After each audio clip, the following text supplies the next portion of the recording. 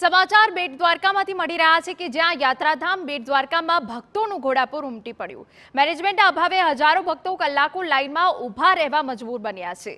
ભક્તોની દર્શનની લાઇનની વ્યવસ્થા સંભાળવાની કોઈ જ વ્યવસ્થા નથી।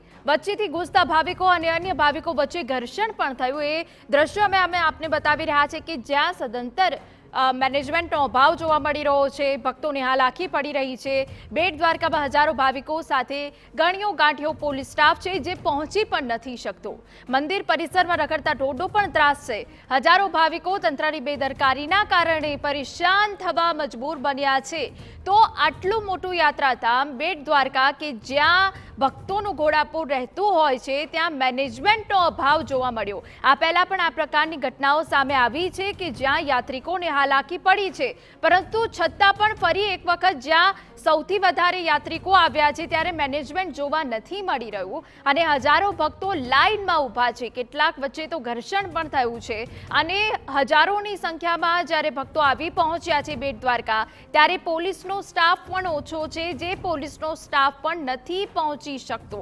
લાઇનની કોઈ જ વ્યવસ્થા નથી। ત્યારે અમારા સંવાદદાતા રોનક મજીઠિયા વધુ વિગત આપી રહ્યા છે। રોનક, જાહેર રજા છે, મંદિરોમાં સ્વાભાવિક ભીડ રહેવાની છે, હવે મેનેજમેન્ટ તો હોવું જોઈએ, પરંતુ અહીંયા તો બિલકુલ મેનેજમેન્ટ નથી દેખાઈ રહ્યું।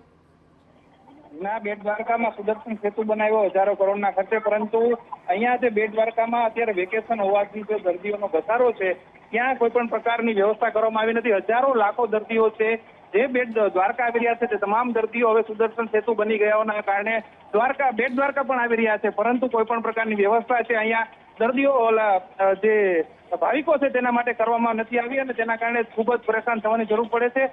જે પરિવાર સાથે જે ભાવિકો અહીંયા આવ્યા છે તેમને ખૂબ જ તકલીફ પડી રહી છે। જે બાળકો છે, વૃદ્ધો છે, તેમને પણ ખૂબ જ તકલીફ છે અહીંયા પડી રહી છે ને ભાવિકો વચ્ચે ઘર્ષણની સ્થિતિ પણ અહીંયા ઊભી થઈ રહી છે, પરંતુ કોઈ પણ પ્રકારે વ્યવસ્થા છે તે અહીંયા કરવામાં નથી આવી। પોલીસ તંત્ર પણ ખૂબ જ ઊણું ઉતરી રહ્યું છે।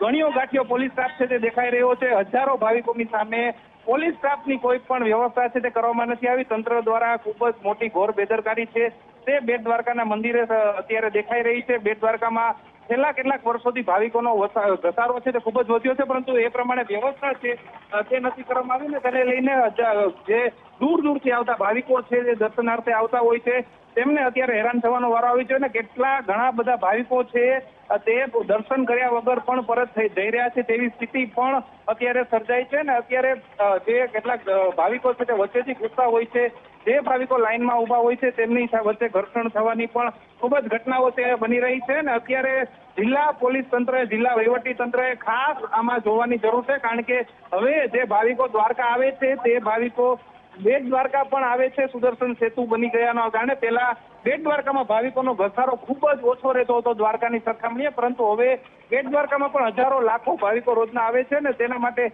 ખાસ વ્યવસ્થા કરવી જરૂરી છે, કારણ કે અહીંયા એક તો અસહ્ય બફારો છે તેમાં પણ ભાવિકો હેરાન થઈ રહ્યા છે। ઉપરથી કલાકો સુધી આ લાઇનમાં ઊભું રહેવું પડે છે ને એ પણ માત્ર ને માત્ર તંત્રની અવ્યવસ્થાના કારણે। જો તંત્રે બિલકુલ વ્યવસ્થિત રાખ્યું હોય વ્યવસ્થા તો કોઈ પણ દર્દીઓને પરેશાન ન થવું પડે, પરંતુ ખૂબ જ મોટી બેદરકારી તંત્રની છે આ બેટ દ્વારકામાં જોવા મળી રહી છે। બિલકુલ રોનક, એ તો સ્પષ્ટપણે દ્રશ્યોમાં જોવા મળી જ રહ્યું છે કે વ્યવસ્થાના નામે મીંડું જોવા મળી રહ્યું છે। બેટ દ્વારકામાં હાલ મંદિરમાં ભારે ભીડ જોવા મળી રહી છે, પણ કોઈ જ મેનેજમેન્ટ અહીંયા જોવા નથી મળી રહ્યું। આટલી ભાવિકોની ભીડ હોવા છતાં પોલીસનો કોઈ સ્ટાફ ત્યાં હાજર નથી।